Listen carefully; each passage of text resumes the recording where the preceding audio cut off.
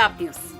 TDP అధినేత చంద్రబాబు ప్రకాశం జిల్లా కేంద్రం ఒంగోలులో భారీ రోడ్ షో ప్రజాగలం సభలో పాల్గొన్నారు. ఈ సందర్భంగా ఆయన ప్రసంగిస్తూ రేపే ఎన్నికల ప్రచారానికి చివరి రోజు, అందుకు ఒక రోజు ముందరగా ఒంగోలు వచ్చాను, ఆశీర్వదించమని అడగడానికి వచ్చానన్నారు. మీ ఉత్సాహం చూస్తుంటే గెలిపిస్తామని గట్టిగా చెప్పే పరిస్థితికి వచ్చారని వ్యాఖ్యానించారు. ప్రజాగలం పరంపరలో ఇది 87వ సభ. రాష్ట్రమంతా తిరిగారు, ఎక్కడ చూసినా ఇదే స్పందన. మరో 2 రోజులు పోతే పోలింగ్ డే.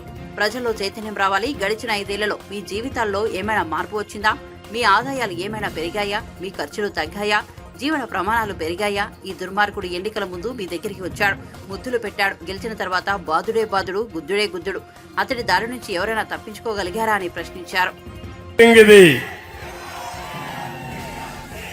రాష్ట్రమంతా తిరిగారు,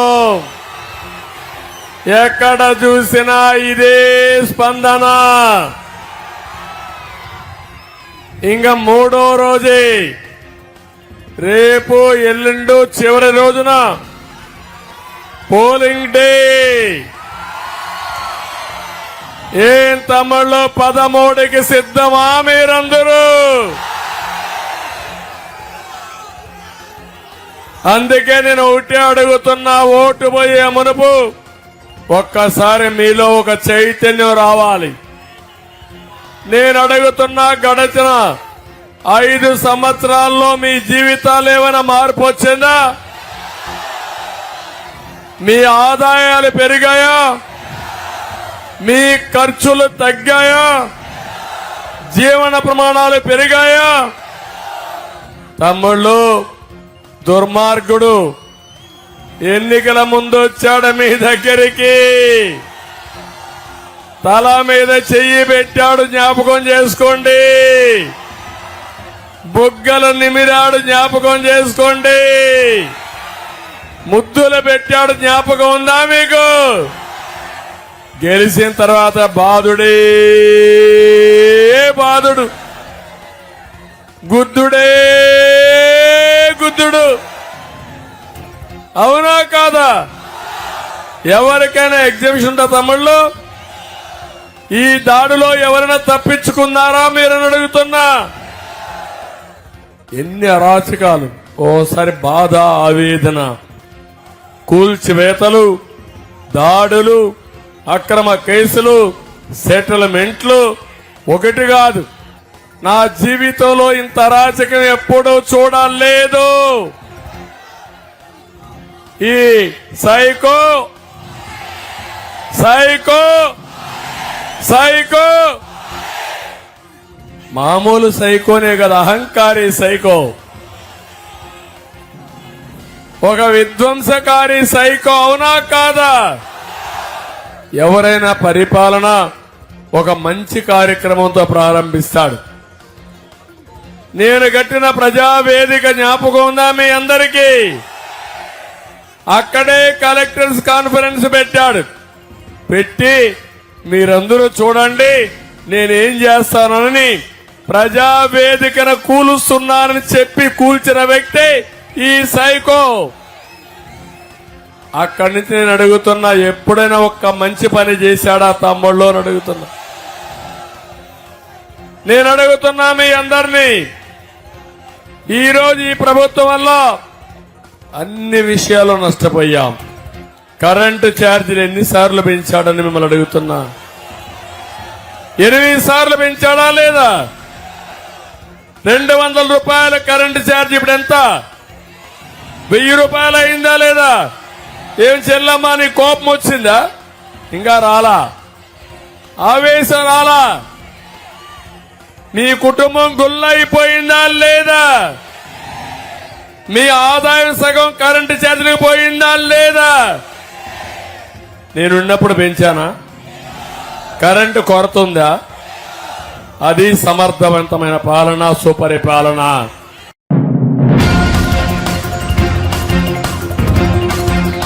జనసేన పార్టీ అధ్యక్షుడు పవన్ కళ్యాణ్ తాను పోటీ చేస్తున్న పిఠాపురంలో భారీ బహిరంగ సభ నిర్వహించారు. ఈ వారాహి విజయబేరి సభలో ఆయన ప్రసంగిస్తూ తాను గత 10 ఏళ్ల నుంచి ధర్మం కోసం పోరాడుతున్నానని వెల్లడించారు.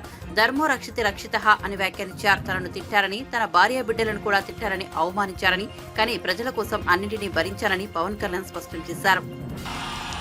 నువ్వెంత చదువుకుంటావో నాకు తెలియదురా, కానీ కష్టం చేయకపోతే మటుకు బాధేస్తానని భయపెట్టేవాడు. ధర్మం వైపు నిలబడాలనుకునేవాడిని. ధర్మో రక్షితి రక్షిత. నువ్వు ధర్మం కోసం నిలబడితే ధర్మం నిన్ను కాపాడుతుంది. అలాంటి ధర్మం కోసం నిలబడున్నా దశాబ్దాలుగా ధర్మం కోసమే చచ్చిపోయాను. దెబ్బలు తిన్నా, బూతులు తిన్నా, చివరికి నా భార్యను కూడా తిట్టారు. నా భార్య విదేశీయురాలు, ఈ దేశంది కాదు. తనను కూడా తిట్టారు. పాపం తనకు తెలియదు, ఈ రాజకీయాలు తెలియదు. నేను ఒకటే అడిగా, ఒక్కసారి భారతదేశపు రాజకీయం అర్థం కాదు, ఎందుకు ఇలా ఇంట్లో ఉండే వాళ్ళు తిడతారని అడిగింది. భయపడింది, ఇబ్బంది పడింది. నేను చెప్పాను, క్షమించమని అడిగాను నా భార్య. వీళ్ళందరూ తిట్టిన తిట్లకి ఏం చేయగలను, నీకు ఎందుకు ఎంత పిచ్చి అని అడిగింది. నేను అడిగాను ప్రతి ఒక్కరు, నా భార్యకి ఒకటే చెప్పాను, ఓకే నీ భర్త డబ్బులు సంపాదిస్తాడు, నా బిడ్డకు నేను ఇచ్చుకోగలను. కానీ చాలామంది బిడ్డలు ఏం కావాలో తెలియదు. చాలామంది బిడ్డలకి ధైర్యం కోల్పోయిన బిడ్డలు. అలాంటి తరానికి నేను నిలబడటానికి ఇది నా బలహీనతో తెలియదు, నా నుదిటి రాతో తెలియదు. భగవంతుడు నాకు ఇది ఇచ్చాడు. నన్ను నా భార్యని క్షమించమని అడిగాను.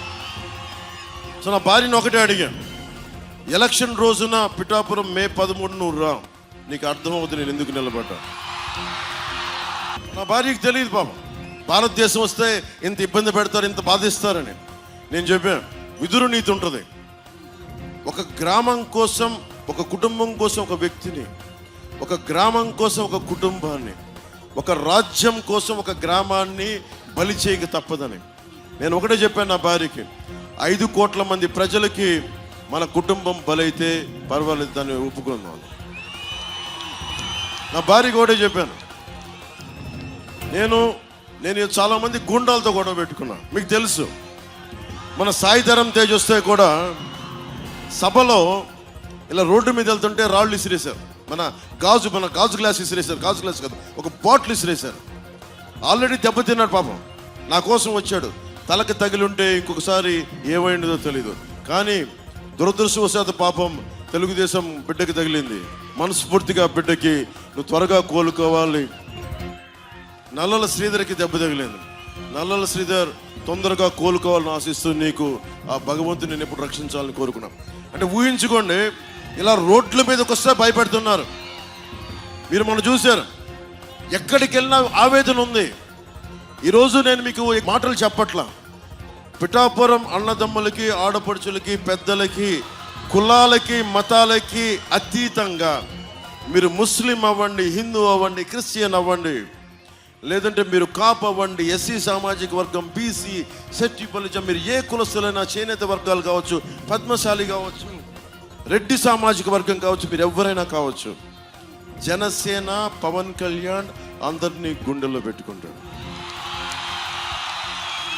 మీరు చూసారా ఇక్కడ నేను కుల రాజకీయం చేయటం?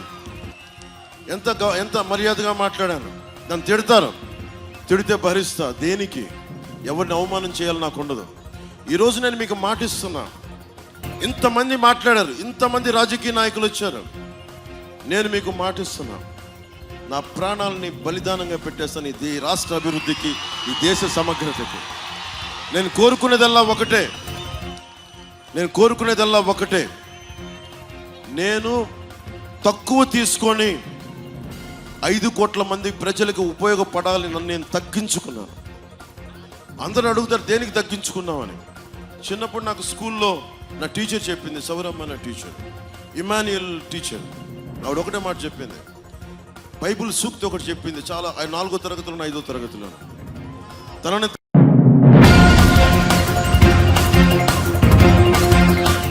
బీజేపీకి 400 సీట్లు వస్తే పెట్రోల్ ధర 400 దాటడం ఖాయమని బీఆర్ఎస్ అధినేత కేసీఆర్ అన్నారు. ఆయన బస్సు యాత్ర సిద్దిపేటకు చేరుకుంది. ఈ సందర్భంగా మాట్లాడుతూ రాజకీయాల్లో తనకు సిద్దిపేట ఎంతో ధైర్యాన్ని ఇచ్చిందని తెలిపారు. బీఆర్ఎస్ పార్టీ అభ్యర్థి వినోద్ కుమార్ 2001 నుంచి తనతోనే ఉన్నారని, ఆయనకు ఓటు వేసి గెలిపించాలని కోరారు. బీజేపీ పెట్టుబడిదారుల పార్టీ, ధనికుల పార్టీ అని విమర్శించారు. బీజేపీ ఎజెండాలో పేదల సంక్షేమం ఎప్పుడూ లేదన్నారు. రైతులు, చేనేత కార్మికుల గురించి ఆ పార్టీ పట్టించుకోలేదని ఆరోపించారు. నినాదాల తర్వాత చెప్తున్నాం, ఒక 10 నిమిషాలు మీరు నిశ్శబ్దంగా ఉండాలి. ఈ ఎన్నికల్లో 3 పార్టీలు మీ ముందర ఉన్నాయి. ఒకటి బీజేపీ, కాంగ్రెస్, బీఆర్ఎస్ పార్టీలు ఉన్నాయి. మీ అందరినీ కూడా నేను కోరేది ఒకటే, బీజేపీ ఎజెండాలో ఏనాడు కూడా పేదల అవస్థలు ఉండవు, పేదల మాట ఉండదు, రైతులు ఉండరు, చేనేత కార్మికులు ఉండరు, సామాన్య బడుగు బలహీన వర్గాల బాధలు కానీ ఉండవు. అది ఎంతసేపు పెట్టుబడిదారుల పార్టీ, కార్పొరేట్ల పార్టీ తప్ప సామాన్య జనుల పార్టీ బీజేపీ కానే కాదు అని చెప్పి నేను మనవి చేస్తా ఉన్నా. బీజేపీ వచ్చినప్పుడు నరేంద్ర మోడీ గారు మా గవర్నమెంట్ వస్తే విదేశాల్లో ఉన్న నల్ల డబ్బులు తెచ్చి ఇంటికి 15 లక్షలు ఇస్తామని చెప్పినారు. 15 లక్షలు వచ్చినాయా? వినబడతలేదు. 15 లక్షలు నరేంద్ర మోడీ ఇచ్చిండా? ఇయ్యలేదా? బేటీ పడావో బేటీ బచావో ఏమైనా వచ్చిందా? అమృత్ కాల్ వచ్చిందా? అచ్చే దిన్ వచ్చినాయా? ఏం రాలి, అంత పట్టిదే గ్యాసు ట్రాషు తప్ప ఏం లేదు. బీజేపీ వాళ్ళు చెప్తున్నారు అబ్కి బార్ 400 పార్ అని. 400 పార్ నిజమే. 400 పార్ ఏమైతుంది? పెట్రోల్ 400 పార్, డీజిల్ 400 పార్, కానీ నరేంద్ర మోదీ 400 పార్ కాదు అనే మనవి చేస్తా ఉన్నా. మీ అందరు నేను ఒకటే కోరుతా ఉన్నా, భారతీయ జనతా పార్టీ విద్వేషాలు నింపి ప్రజల మధ్య పగలు పెంచి దేశాన్ని చీల్చే పని చేస్తుంది తప్ప పేద ప్రజల గురించి, రైతుల గురించి, చేనేత కార్మికుల గురించి, పనిచేసుకుని బతికేటువంటి ప్రజల గురించి ఏ ఒక్క మంచి పని కూడా చేసే పార్టీ కాదు. కాంగ్రెస్ పార్టీ గత అసెంబ్లీ ఎన్నికల్లో అరచేతిలో వైకుంఠం చూపించి అలవిగాని హామీలిచ్చి గద్దెకెక్కింది కాంగ్రెస్ పార్టీ. ప్రతి ఇంటికి, ప్రతి మహిళకు 2500 ఇస్తామన్నారు. మహిళలకు 2500 వచ్చినాయా? రుణమాఫీ అయ్యిందా? రైతు బంధు అందరికి పడ్డదా? కరెంటు సరిగా వస్తున్నదా? కరెంటు కోతలు మళ్ళా మొదలైనయా? మన రంగనాయక సాగర్ ఎండబెట్టినరా? రైతుల పంటలు ఎండినాయా? అంటే ఇది పరిస్థితి. ఒకటి స్కీమ్ పెట్టిండ్రు, అది మహిళలకు బస్సు, అది టోటల్ గా ఫెయిల్ అయిపోయింది. ఒక సర్కస్ లాగా అయిపోయింది తప్ప యువలకు లాభం జరగలే. అందువల్ల మీ అందరినీ కూడా నేను కోరేది, అర్థం చేసుకొని వివేచనతోని మన రాష్ట్ర భవిష్యత్ కోసం, ఈ దేశ భవిష్యత్ కోసం ఆలోచించి ఓటేయాలి తప్ప ఓటు ఎప్పుడు కూడా ఆగమాగ వెయ్యకూడదు.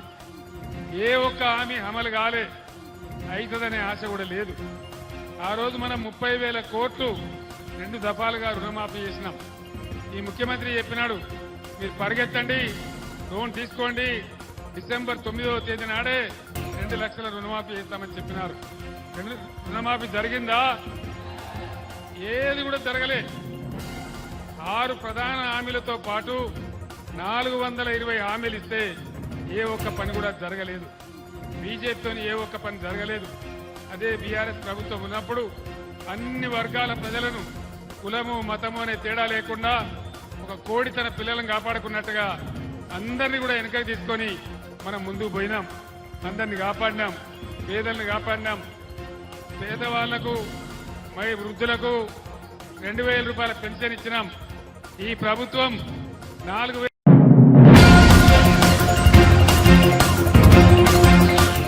మాజీ మంత్రి వివేక కుమార్తె సునీతారెడ్డి కీలక వ్యాఖ్యలు చేశారు. వైఎస్ఆర్ జిల్లా ప్రొద్దుటూరులో ఆమె మీడియా సమావేశంలో పాల్గొన్నారు. పులివెందులలో సింగిల్ ప్లేయర్ గా ఉండేందుకు వివేకానందరెడ్డిని హత్య చేశారని మాట్లాడారు. ఇంకా ఎవరైనా హత్య చేయాలని అనుకుంటున్నారా అని ప్రశ్నించారు. తనను నరికేస్తారా లేక షర్మిలను నరికేస్తారా అని అడిగారు. తనకు ఎప్పుడైనా ఏమైనా జరగొచ్చని అన్నిటికీ తెగించే పోరాడుతున్నామని సునీత స్పష్టం చేశారు.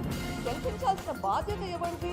గెలిపించాల్సిన బాధ్యత మన వాళ్ళది. అంటే జగన్మోహన్ రెడ్డిది, అవినాష్ రెడ్డిది, భాస్కర్ రెడ్డిది గెలిపించాల్సిన బాధ్యత. మీ వాళ్ళు వెన్నుపోటు పొడిచి, మీ వాళ్ళు అవినాష్ రెడ్డి, భాస్కర్ రెడ్డి, శంకర్ రెడ్డి వీళ్ళు వెన్నుపోటు పొడిచి వివేకానంద రెడ్డి గారిని ఓడించి మళ్ళీ ఆ బ్లేమ్ అపోజిషన్ పార్టీ మీద, అపోజిషన్ పార్టీ క్యాండిడేట్ పెట్టిందే గెలవడానికి. వాళ్ళ గోల్ వచ్చేసి గెలవడమే కదా. ఓడించిండేది అక్కడ మీ వాళ్ళు. పులివెందుల ఓట్లే మనకి వివేకానంద రెడ్డి గారికి పడలేదు. ఎందుకంటే మీరు మీ వాళ్ళ చేత వెన్నుపోటు పొడిచారు. సో మళ్ళీ దాన్ని తిప్పి మారేడు పోసి ప్రశ్నిస్తున్నారు. జగన్మోహన్ రెడ్డి గారు సంజయ్ చెప్పాలి, ఆయన ఎందుకు నిందితులను ప్రొటెక్ట్ చేస్తున్నాడు, ఈ రోజు కూడా ఎందుకు నిందితులను ప్రొటెక్ట్ చేస్తున్నాడు, నిందితులు ఎందుకు క్వశ్చన్ చేయడం లేదు. ఎంతసేపు వివేకానంద రెడ్డి చనిపోయాడు, ఆయన మీద భ్రష్టుగా పట్టించే మాటలు మాట్లాడుతున్నాడు, కానీ ఆయన గురించి ఒక్క మాట కూడా మంచి మాట ఎందుకు మాట్లాడట్లేదు. ఈ వివేకానంద రెడ్డి కదా ఆయన కోసం ఆయన పదవి త్యాగం చేసింది, ఈ వివేకానంద రెడ్డి కదా ఆయనను ఓడించినా కానీ, మీ వాళ్ళు ఓడించినా కానీ మీ గెలుపు కోసం కష్టపడి పనిచేస్తుంది. మరి అంతటి మనిషిని ఒక మనిషిలాగా గుర్తించానంద రెడ్డి, ఈ చిన్నాన్న కనీసం ఆయన ఒక మనిషిలాగా గుర్తించవయ్యా. పార్టీలకు సంబంధించింది కాదు, కడప ఎంపీ ఎలక్షన్ పార్టీలకు సంబంధించింది కాదు, ఇది ఒక న్యాయ పోరాటం. దీంట్లో ప్రజా తీర్పు కోసం మొత్తం ప్రపంచం అంతా చూస్తుంది. దయచేసి కడప ప్రజలందరూ దయచేసి అర్థం చేసుకోవాలి, ఇది పార్టీలకు అతీతంగా న్యాయం కోసం పోరాడే ఒక ఎలక్షన్. ఒక పక్కన నిందితుడు ఉన్నాడు, ఒక వైఎస్ రాజశేఖర రెడ్డి గారి తమ్ముడు వివేకానంద రెడ్డి గారిని హత్య చేయించిన కేసులో నిందితుడు ఒక పక్కన ఉన్నాడు, ఒక పక్కన వైఎస్ రాజశేఖర రెడ్డి గారి కూతురు షర్మిలమ్మ, న్యాయం కోసం పోరాడే షర్మిలమ్మ ఒక పక్కన ఉంది. 5 సంవత్సరాలుగా షర్మిలమ్మ ఈ కేసు పరంగా నాకు సపోర్ట్ చేస్తున్నారు, మొదటి నుంచి నాకు ధైర్యం ఇచ్చి ముందుకు వెళ్ళడానికి సపోర్ట్ చేస్తున్నారు. అందుకే నేను షర్మిలమ్మకి ఈరోజు సపోర్ట్ చేస్తున్నాను. ఎందుకంటే ఒకటి, తను వివేకానంద రెడ్డి మర్డర్ కేసులో నిందితులు బయటకు రావాలా అని నమ్మింది. 2, వివేకానంద రెడ్డి గారు షర్మిలమ్మకి ఎంపీ చేయాలనుకున్నాడు. పోయిన ఎలక్షన్లో చాలా ప్రయత్నించాడు, అది కుదరలేదు. కనీసం ఆయన చనిపోయినాక అయినా అది నెరవేరుతుంది అన్న ఆశతోటి ఈ ముందుకు వెళ్తున్నాము. సో ఈ ఎలక్షన్ పార్టీలకు అతీతంగా అందరూ ప్రజలు ఏ పార్టీ అయినా పార్టీ సంగతి పక్కన పెట్టేసి న్యాయం వైపు ఓటు వేయమని అందరినీ మళ్ళీ మరొకసారి ప్రాధేయపడుతున్నారు. ఇది వైఎస్ఆర్సీపీ వాళ్ళైనా సరే, టీడీపీ వాళ్ళైనా సరే, న్యాయం వైపు షర్మిలమ్మకు హస్తం గుర్తుకు ఓటేసి గెలిపించండి. పులివెందుల్లో సింగిల్ ప్లేయర్ ఉండాలనే వివేకానంద రెడ్డిని హత్య చేశారు. పులివెందుల్లో సింగిల్ ప్లేయర్గా ఉండాలనే వివేకానంద రెడ్డిని హత్య చేశారు. మళ్ళీ అదేమంటున్నారు అంటే ఇంకా ఏమైనా హత్యలు చేయడానికి ప్లాన్ ఉందా మనకి? నేనైతే నా వీలునామా రాసిస్తున్నాను నా పిల్లలకి. తెగించుకొనే వచ్చాను, అన్నీ తెగించి వచ్చాను ముందరికి. భారతి గారు నన్ను నరికేస్తారా, షర్మిలమ్మని నరికేస్తారా నాకు తెలియదు. సింగిల్ ప్లేయర్గా ఉండాలంటే అదొకటే పాసిబిలిటీ. అదే ఈ హత్య జరిగింది ఆ ఒక్క కారణం గురించి. సింగిల్ ప్లేయర్ ఉండాలా అవినాష్ అని చెప్పి వివేకానంద రెడ్డి అవినాష్కి ఎప్పుడైనా ప్రాబ్లం క్రియేట్ చేస్తాడు. వివేకానంద రెడ్డి జగన్మోహన్ రెడ్డిని ఎదిరించి మాట్లాడగలిగే సత్తా ఉంది అన్న భయంతో ఈ హత్య జరిగింది. మళ్ళీ అదే మాట అంటున్నారు.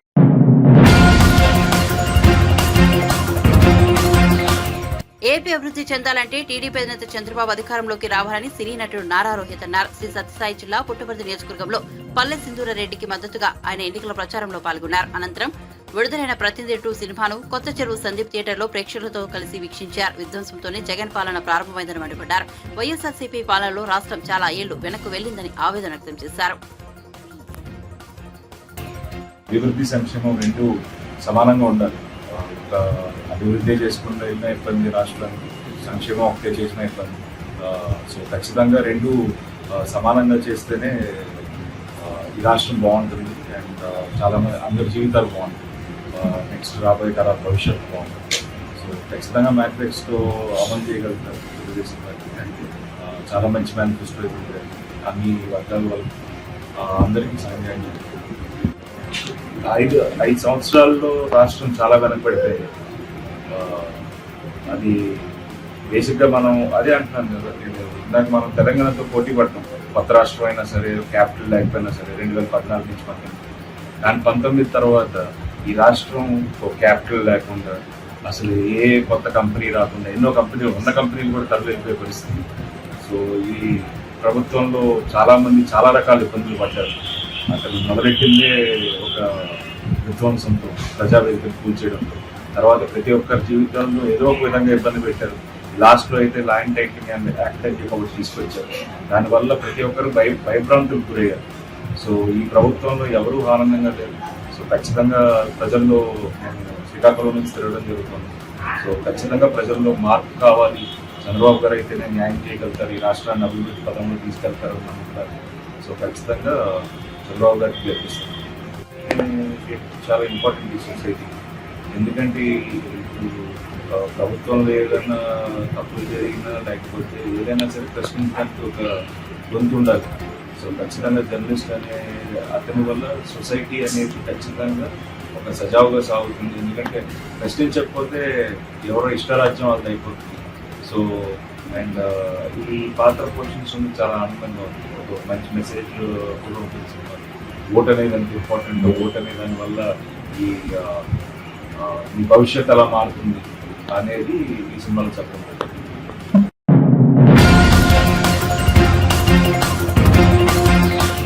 బాపట్ల జిల్లా అద్దంకి వైఎస్ఆర్సీపీ అభ్యర్థి పానెం హనిమిరెడ్డి వివాదాస్పద వ్యాఖ్యలు చేశారు. వైఎస్ఆర్సీపీకి ఓటు వేసిన వారికే తన సేవకుడని, వారికే సేవ చేస్తానని వ్యాఖ్యానించారు. ఇతరులకు ఓటేసిన వారు ఎవరూ తన వద్దకు రావద్దని హెచ్చరించారు. ఇటీవల సంతమాగులూరు మండలం కొప్పరంలో నిర్వహించిన ఎన్నికల ప్రచారంలో ఆయన చేసిన ఈ వ్యాఖ్యలు ఆలస్యంగా వెలుగులోకి వచ్చాయి. మీరందరూ కూడా ఒకటి మాత్రం గుర్తుంచుకోండి. మీరందరూ ఒకసారి ఒకటి మొక్క మాత్రం గుర్తుంచుకోండి. మళ్ళా ఇది అందరూ కొంచెం వినాలి ఈ మాట. అందరూ కొంచెం వినాలి ఈ మాట. బాగా జాగ్రత్తగానండి. ఈ పీరియడ్ లో జగనన్నకు ఓటు వేయకుండా ఎలక్షన్స్ అయిపోయిన తర్వాత అన్నా నాకు 10,000 ఓట్లు ఉన్నాయి, 5,000 ఓట్లు ఉన్నాయి, మీ పార్టీలో చేరతా అంటే మాత్రం చెప్పు తీసుకొని కొడతామని చెప్పి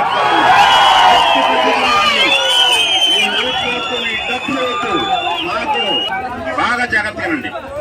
ఈ పీరియడ్ లో జగనన్నకు ఓటు వేయకుండా ఎలక్షన్స్ అయిపోయిన తర్వాత అన్నా నాకు 10,000 ఓట్లు ఉన్నాయి, 5,000 ఓట్లు ఉన్నాయి, మీ పార్టీలో చేరతా అంటే మాత్రం చెప్పు తీసుకొని కొడతామని చెప్పి డబ్బులు ఓటు మాకు ఊళ్ళో కష్టకాలంలో ఉన్న పార్టీని లాక్కొచ్చిన కార్యకర్తలు ఉన్నారు. వాళ్ళని వదిలేసి మిమ్మల్ని నెత్తులు పెట్టుకోవాల్సిన అవసరం ఆ పార్టీకి లేదని చెప్పి తెలియజేస్తా ఉన్నా. అంతేగాని టీడీపీ ఓటేసి అన్నా పొరపాటు అయిందన్నా, సారీ అన్నా, అదన్నా ఇదన్నా ఇక్కడ ఉంది గరటయ్య గారు కాదు, గొట్టిపేట రవి కాదు, హనీరెడ్డి కత్తయ్య. మీ అందరూ బాగా గుర్తుపెట్టుకోండి. మీ అందరూ కూడా కొంచెం చెప్తా ఉన్నా, పొరపాటున మీరు ఎవరైనా సరే అన్నా నేను ఓటేశాను, మా అబ్బాయి ఓటేయలేదన్నా, కొద్దిగా మా అబ్బాయి సహాయం చేయమంటే కూడా చేయండి. నేను ఇది గుర్తుపెట్టి జగనన్నకు ఓటు వేయాల్సిందే. ఓటు వేసినానికే ఖచ్చితంగా నేను ఇక్కడ సేవకుని. జగనన్నకు ఓటు వేయకుండా అబ్బాయి లేదు, అమ్మాయి లేదు, ఎవరు లేదు. జగనన్నకు ఓటు వేసిన వాళ్ళకి నేను సేవకుని. ఇది గుర్తుపెట్టుకొని అందరూ రాబోయే కాలంలో ఫ్యాన్ గుర్తుపై ఓటు వేసి గెలిపించాలని చెప్పి కోరుకుంటా ఉన్నాను. వాళ్ళని ఎవరిని కూడా నా దగ్గర తీసుకురావచ్చు, కూడా తీసుకొచ్చినా అని నేను కొంచెం తేడా కానీ కాబట్టి మీరు జాగ్రత్తగా ముందు చెప్తున్నాను.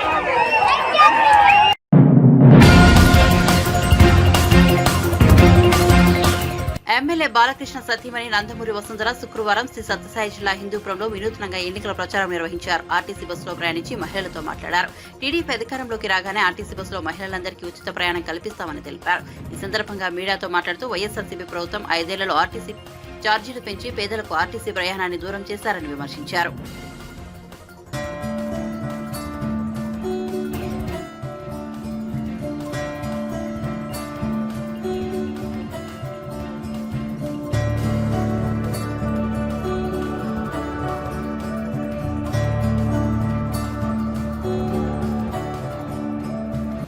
పేదవాళ్ళ ఆరోగ్య రథం ఆర్టీసీ బస్ అండి. మన ప్రభుత్వం ఆర్టీసీ ట్రావెల్ ఫ్రీ చేస్తారండి. దానికోసం అవేర్నెస్ కోసం మేము ప్రయాణం చేస్తున్నాము. చాలా మంది విద్యార్థులు రోజు మార్నింగ్ ఈ బస్సులో వెళ్తారండి. వాళ్ళందరికీ సౌకర్యంగా ఫ్రీగా వాళ్ళ ఖర్చు లేకుండా పేదవాళ్ళ రథంగా చంద్రబాబు నాయుడు గారు వారికి ఫ్రీ బస్ ట్రావెల్ పెట్టారు. ఎస్పెషల్లీ మహిళలండి,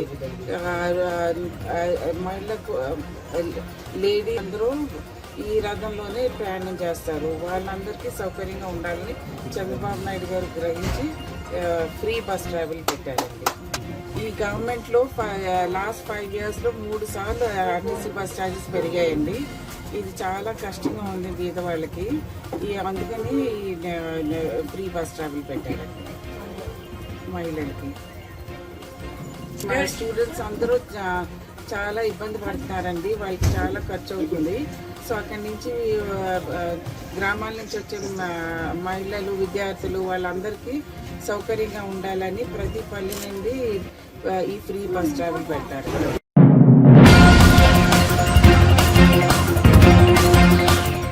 ఆంధ్రప్రదేశ్లో ఎన్డీఏ కూటమి విజయం సాధించాలని గుంటూరు జిల్లా రైతులు వినూత్నంగా శుభాకాంక్షలు తెలిపారు. కొల్లిపర మండలం అత్తోట గ్రామంలో కౌలు రైతులు టీడీపీ, జనసేన, బీజేపీ కూటమి గుర్తులను పంట పొలాల్లో చిత్రీకరించారు. గోంగూర నారుమడితో సైకిల్, గాజు గ్లాసు, కమలం గుర్తులను రూపొందించారు. ప్రతి చేతికి పని, ప్రతి చేనుకు నీరు అనే కూటమి నినాదాన్ని కూడా అందులో పొందుపరిచారు.